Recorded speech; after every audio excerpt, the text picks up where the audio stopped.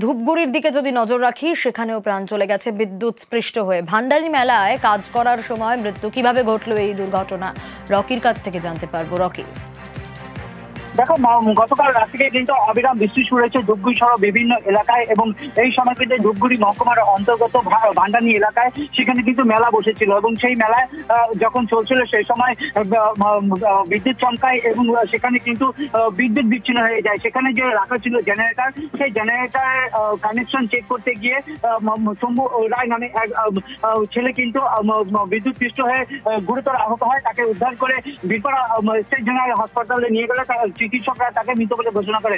অপরদিকে দেখা গিয়েছে ধূপগুড়ি মহকুমার অন্তর্গত গাদন এলাকায় বজ্র বিদ্যুৎ পড়ে কিন্তু দুই মহিলা আহত হন, এবং তারা কিন্তু ধূপগুড়ি গ্রামীণ মহকুমা হাসপাতালে চিকিৎসাধীন রয়েছে।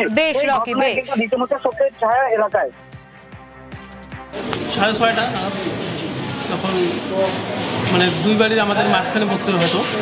পাশের বাড়ির যে একটা বৌদি ছিল, ও একটু বেশি আহত, আর আমার ওয়াইফ মানে হালকা আলোটা লাগছে। এখন কোথায়? এখন ধুবড়ি হাসপাতালে।